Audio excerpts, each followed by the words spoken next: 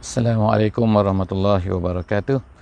Alhamdulillahirabbil alamin wassalatu wassalamu ala Rasulillah wa ala alihi wa sahbihi ajma'in. Bersyukur pada Allah Subhanahu wa taala kita pada pagi ini dapat bersama-sama lagi dalam sesi tadabbur Al-Quran setiap muka surat. Alhamdulillah hari ini kita akan bersama-sama di muka surat 576 insya-Allah. Alhamdulillah, moga-moga pertemuan kita pada pagi ini, sesi kita pada pagi ini akan diberkati oleh Allah Subhanahu wa taala dan akan memberikan sedikit daripada ilmu daripada Al-Quran ini. Moga-moga dia akan menjadi panduan kepada kita insya-Allah. Hari ini kita akan bersama-sama di surah Al-Muddathir ayat 18 hingga 47 insya-Allah. Surah Al-Muddathir iaitu daripada muka surat 576. InsyaAllah hari ini kita akan membaca sambungan daripada apa yang telah kita tadabbur sebelum daripada ini, iaitu awal surah Muddathir, di mana Allah Subhanahu wa taala telah menceritakan salah seorang daripada penjahat-penjahat lah kita kata, orang-orang yang menentang Nabi sallallahu alaihi wasallam di Makkahul Al-Mukarramah pada masa itu, iaitu Al-Walid ibn Al-Mughirah.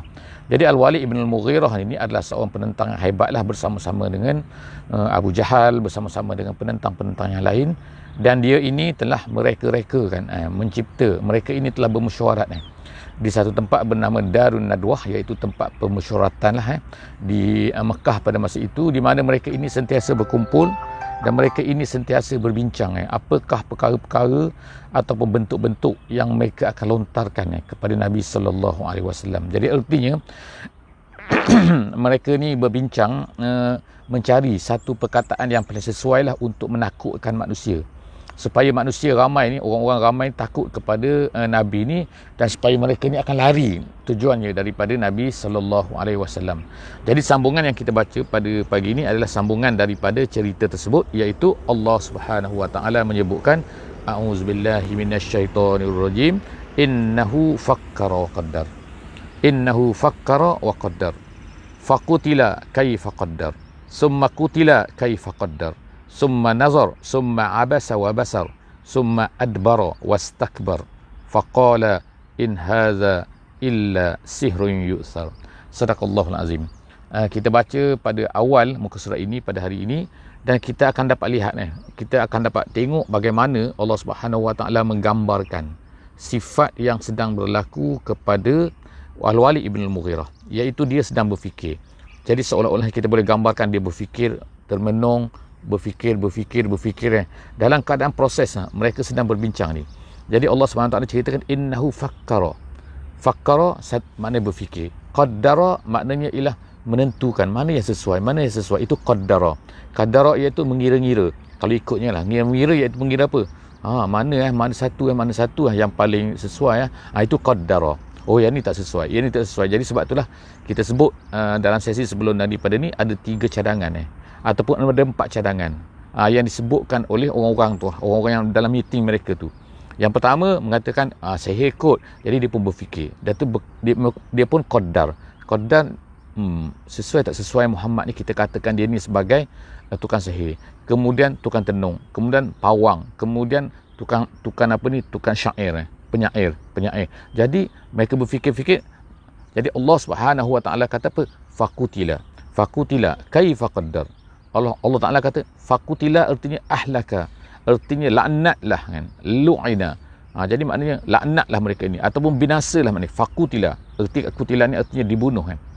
Tapi erti di sini ialah maksudnya ialah lu'ina, celakalah dia. Bagaimana dia boleh berfikir? Bagaimana dia boleh mengukur-ukur? Dia memberi pula ukuran kepada Muhammad ni, dia menentukan pula apa yang sesuai untuk Muhammad. Summa kutila kaifa qaddar. Allah Ta'ala ulang lagi summa kutila, celakalah dia ni, kaifa qaddar. Macam mana dia boleh membuat keputusan, berfikir apa yang baik, apa yang tak baik ni. Summa nazar. Kemudian dia tu berfikir pula.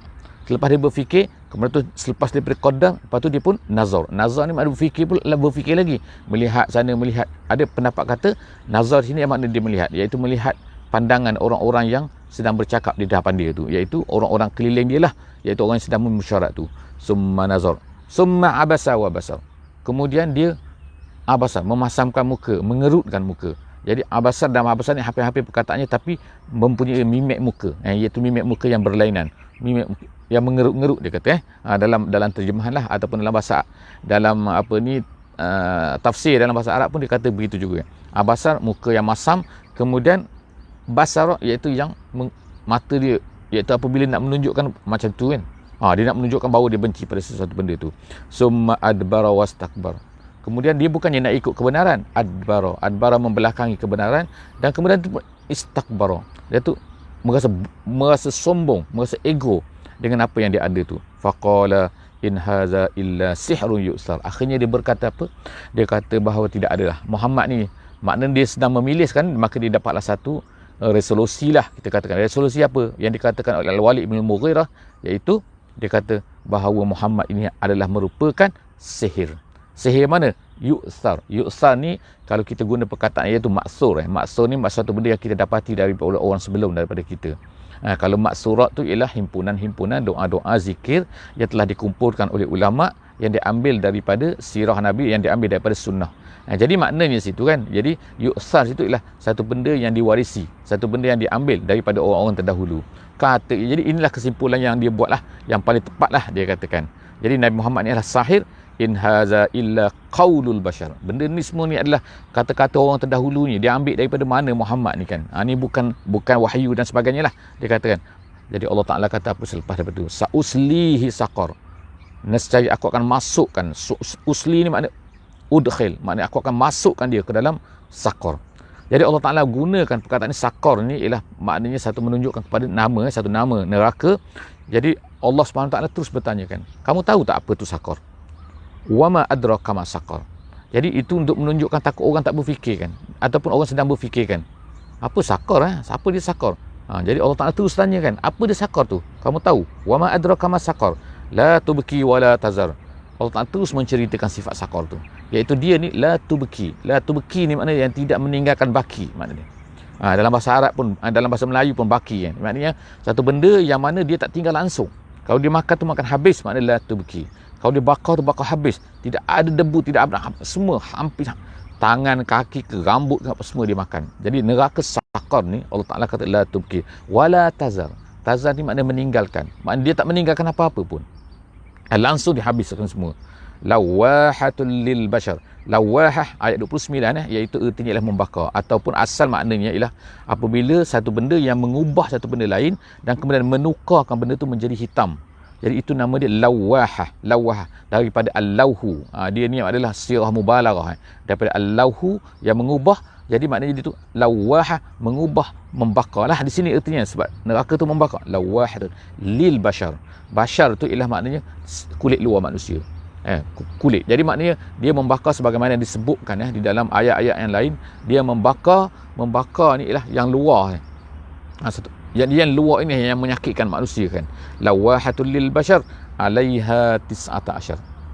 Kemudian Allah Ta'ala sebutkan bahawa di atas saqar itu ada malaikat, ada 19, ada angka 19. Disebut sini angka 19. Dia tak sebut lagi apa.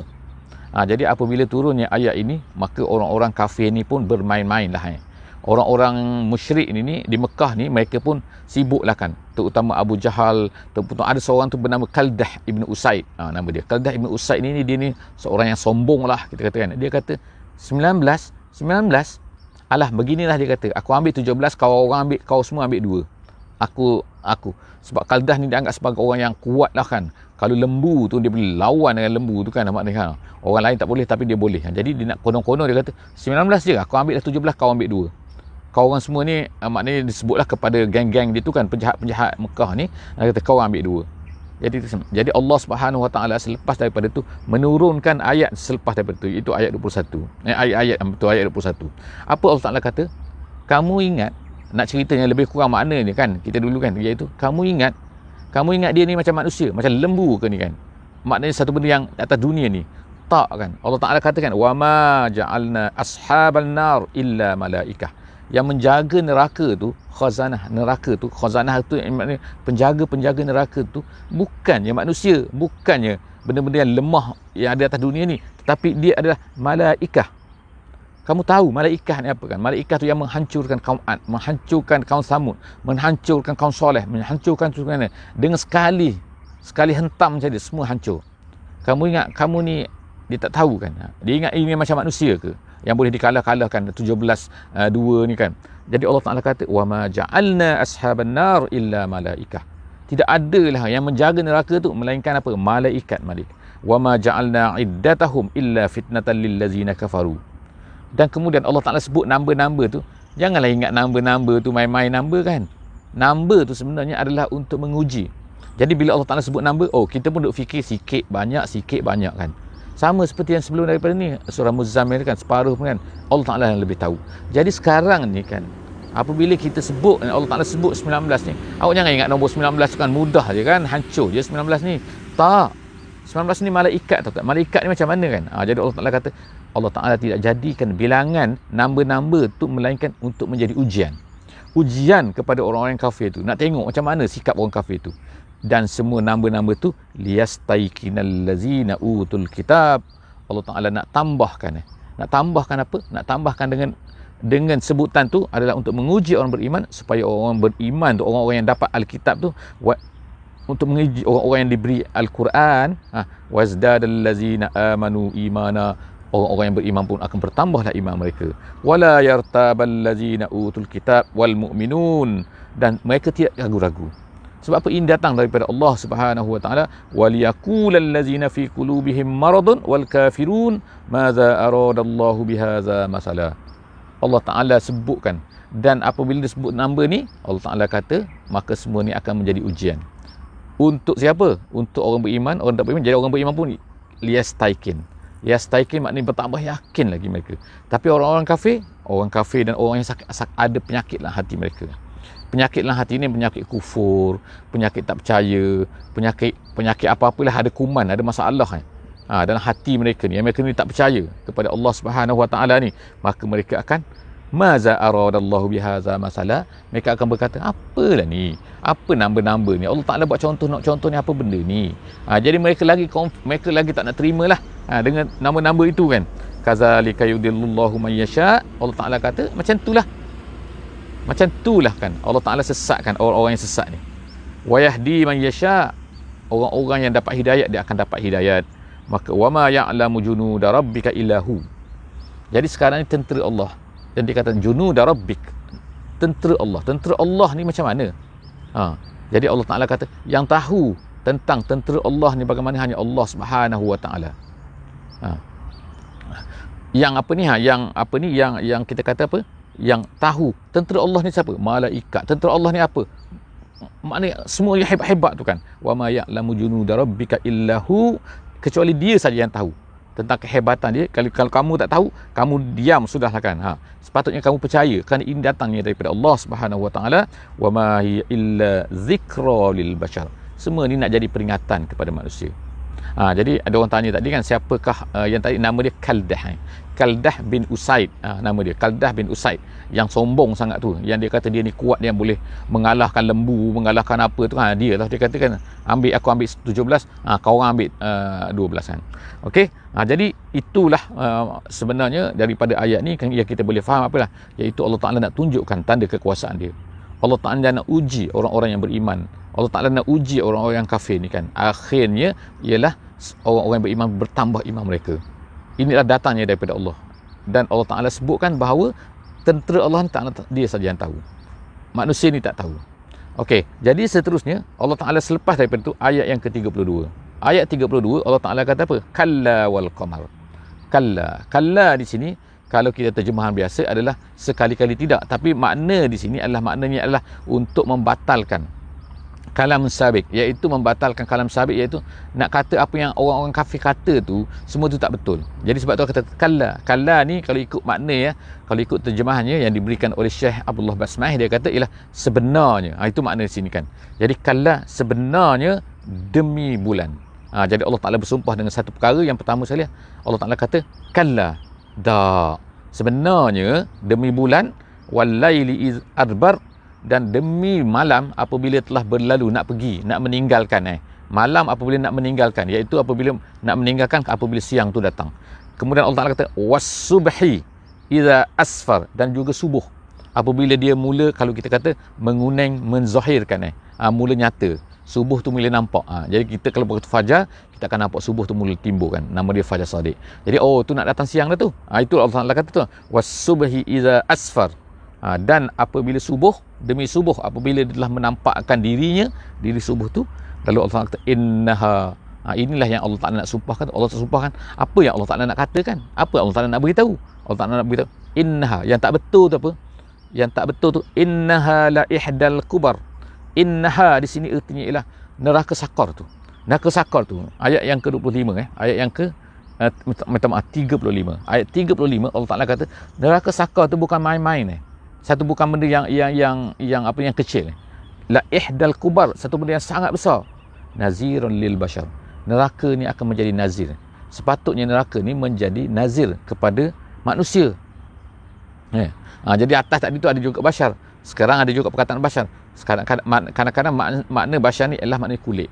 Kadang bashar ni maknanya ialah manusia tu sendiri. Kulit tu kulit manusia lah kan. Tapi kadang-kadang maknanya ialah kulit manusia tu sendiri. Jadi di sini maknanya manusia. Sepatutnya menjadi nazirun lil bashar. Neraka ni, neraka sakar ni sepatutnya menjadi peringatan, menjadi ingatan, menjadi amaran kepada manusia ni sepatutnya. Liman syaa minkum an yataqaddam aw yata'akhkhar. Bagi sesiapa yang nak yataqaddam ataupun yata'akhkhar. Yataqaddam sini ialah makna orang yang nak maju ke depan untuk melakukan amalan soleh. Yata'akhkhar artinya apa? Orang yang nak lari ke belakang dan nak pergi kepada kekafiran. Makna di sini kan dia ni menjadi salah satu daripada perkara-perkara yang sepatutnya menjadi nazir kepada kita, peringatan kepada kita kan. Kita ni takut pada Allah, lalu kita pergi terus menuju kepada Allah, takut kepada sakar tu. Dan ataupun dia ni tak main-main saja kan. Main-main maka ertinya dia ni lah kufur lah kepada Allah Subhanahu wa taala. Jadi Allah Taala kata liman syaa minkum. Neraka sakar ni menjadi peringatan kepada orang-orang yang, kepada kamu semua ni, sama ada kamu ni nak takut pada Allah ataupun nak lari, nak mencela Allah Taala, mengutuk apa yang disampaikan oleh Muhammad sallallahu alaihi wasallam. Kullu nafsin bima kasabat rahina.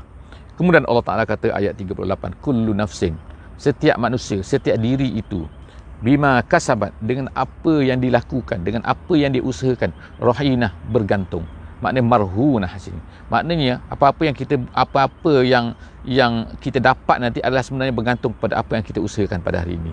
Jadi Allah Taala sebut di sini perkataan ini untuk menunjukkan apa, bahawa manusia tu yang masuk neraka tu kerana amalan mereka. Bukannya kerana itu keadilan Allah Subhanahu wa taala. Kullu nafsin bima kasabat rahina. Semua benda tu bukan kerana mereka lakukan, kerana apa yang mereka buat, kerana itulah maka Allah Taala hukum mereka. Bukan sebab lain kan. Jadi Allah Taala kata semua yang tu masuk neraka tu kena azab tu kerana apa? Kerana benda tu. Kerana apa yang mereka lakukan di atas dunia. Jadi Allah Taala kata yang selamatnya ialah apa? Illa ashabal yamin. Kecuali yang selamat ni ialah orang-orang ashabal yamin, orang-orang yang golongan yang kanan, kita kata. Fi jannatin yatasaalun. Mereka ini di dalam syurga, mereka ini bertanya-tanya. Ada setengah ulama kata, iaitu apabila mereka keluar, kadang-kadang ada di kalangan mereka dia masuk neraka dulu, kemudian apabila mereka masuk neraka mereka pun keluar. Bila mereka keluar masuk ke syurga, mereka pun bertanya, mana kawan kita? Apa yang terjadi dulu? Apa yang dah terjadi ni? Mana kawan kita? Mereka tak keluar-keluar lagi ke? Jadi Allah Taala kata mereka ini yatasaalun anil mujrimin, dari tentang orang-orang yang mujrim tu. Ataupun ada kata dalam syurga tu mereka bertanya, mana kawan kita tu mana? Ataupun mereka ni boleh bercakap, ada yang riwayat katakan. Mereka pun bertanya tentang orang mujrim yang pada masa tu, yang dalam neraka tu, kenapa kamu ni masuk neraka? Bukan kamu dulu ni atas dunia bersama dengan kami, berjalan bersama dengan kami, makan bersama dengan kami kan, bekerja bersama dengan kami. Tapi kenapa kamu ni masuk neraka? Jadi Allah Taala sebutkan, masalakakum, iaitu mereka bertanya, masalakakum fi saqar? Apa yang menyebabkan kamu ni masuk neraka? Masalakakum, apa yang memasukkan? Salaka tu maknanya berjalan, maknanya yang memasukkan, menyebabkan kamu ni masuk dalam sakar. Qalu lam nakun minal musallin. Allah Taala pun berceritakan bahawa mereka pun menjawab. Jadi bagaimana boleh bercakap itu wallahu alam bisawab kan. Macam mana mereka boleh bercakap di antara ahli syurga dan ahli neraka, itu Allah Taala semua boleh buat kan. Kita katakan bagaimana dan sebagainya kan. Jadi Allah Taala beritahu, ceritakan yang menyebabkan mereka masuk neraka ni, mereka pun mengakulah, iaitu lam nakun minal musallin. Kami dulu tak semayang. Allah Taala wajibkan kepada kami semayang, kami tak semayang. Jadi ingatlah kita kan, orang-orang yang duduk di atas dunia ni, kita yang masih duduk di dunia ni kan, kita ingatkan. meninggalkan satu sembahyang adalah satu benda yang sangat besar dosanya di sisi Allah Subhanahu wa taala. Jadi boleh menyebabkan orang tu masuk neraka, dan neraka itu neraka sakar. Allah Taala kata lam nakum minal musallin, mereka kata. Allah Taala ceritakan, mereka kata mereka sebab kami tak sembahyang, kemudian walam nakunu nut'imul miskin, dan yang keduanya tidak memberi makan kepada orang miskin. Maknanya ada orang miskin, mereka biarkan saja. Ada orang kelaparan, mereka biarkan saja kan. Jadi ini pun salah satu benda yang memperingatkanlah kita kan. Yang pertama sembahyang, yang kedua memberi makan kepada orang miskin. Maknanya memberilah, maknanya pada harta kita tu bukan harta kita, milik kita sebenarnya kan. Allah Ta'ala beri pada kita melalui kerja kita, melalui usaha kita, keuntungan bisnes kita dan sebagainya, sebenarnya bukan milik kita. Itu yang halal tu. Kalau yang haram entahlah apatah lagi kan. Yang halal pun sebenarnya bukan milik kita, tapi Allah Ta'ala nak berikan saja kepada kita. Allah Ta'ala nak minta kita supaya kita ni menderma, kita beri ke jalan Allah Subhanahu Wa Ta'ala dengan memberi makan kepada orang miskin. Dan kemudian wa kunna nakhudu ma'al khaidin, kesalahan yang ketiga ialah kami ni bergeluman bersama-sama dengan orang-orang yang salah. Nakhudu ma'al khaidin. Khaidin ni orang yang bergeluman, duduk bercakap benda-benda sia-sia, duduk bergeluman benda-benda sia-sia, orang buat maksiat, kami pun duduk bersama juga kan. Kadang-kadang kami tak buat maksiat, tapi kami duduk bersama. Duduk bersama tu pun adalah satu kesalahan sebenarnya kan, yang sepatutnya. Dan kemudian yang keempat, Allah Ta'ala sebut sifat mereka lagi, wa kunna nukazzibu biyaumiddin. Kami pula lepas tu mendustai yaumiddin. Jadi inilah akibatnya kan. Jadi setengah ulama kata semua tu kesalahan tidak sembahyang, kesalahan tidak memberi makan kepada orang miskin, kesalahan bersama-sama dengan penjahat-penjahat duduk bercerita, duduk bersama-sama untuk melakukan maksiat ataupun bercakap tentang maksiat dan sebagainya, semua itu adalah sifat-sifat orang-orang kafir. Setengah ulama kata macam tu kan, iaitu tapi bagi kita kan, iaitu sifat-sifat itu kita kena ingatkan adalah sifat-sifat yang dilarang oleh Allah Subhanahu Wa Taala, yang menceritakan bahawa perbuatan-perbuatan ini dia akan menyebabkan kita ni masuk neraka, yang dinamakan sebagai sakar tu. Hatta atanal yaqin, dia katakan kami ni tak percaya sehinggalah bila kami mati, bila nampak azab tu, barulah al-yaqin di situ artinya ialah al-maut. Jadi bila mati barulah nampak kan, nampak syurga, nampak neraka, nampak azab Allah Taala, barulah pada masa tu kami sedar. Tapi apa guna? Tak ada guna dah bila dah mati kan. Jadi insya-Allah sebelum kita ni mati, kita semua ni kita bersama-samalah kita kembali kepada Allah Subhanahu Wa Taala, kembali melakukan solat, kembali beriman, kembali yakin, kembali semua, insya-Allah moga-moga Allah Taala memelihara kita semua dan memandu kita semua kan. Itulah kesimpulan daripada apa yang kita boleh dapat daripada muka surat 576 pada hari ini. Moga-moga Allah Taala akan menjadikan kita ni dan menjadi sahabat-sahabat kita semua, dan menjadi seluruh orang Islam, dan juga menjadi seluruh manusia insya-Allah, supaya dapat peringatan ini dan kita akan menyampaikan kepada mereka insya-Allah. So satu cara yang paling mudah ialah dengan memberikan link ini kepada semua, supaya mereka dapat dengar apa yang terkandung dalam muka surat ini dan seterusnya daripada seluruh Al-Quran insya-Allah. Aqulu qauli hadza wa astaghfirullahal azim li wa lakum. Wassalamualaikum warahmatullahi wabarakatuh. Bismillahirrahmanirrahim. Wal 'asri innal insana lafi khusr illa allazina amanu wa 'amilus solihat wa tawasaw bil haqqi wa tawasaw bis sabr.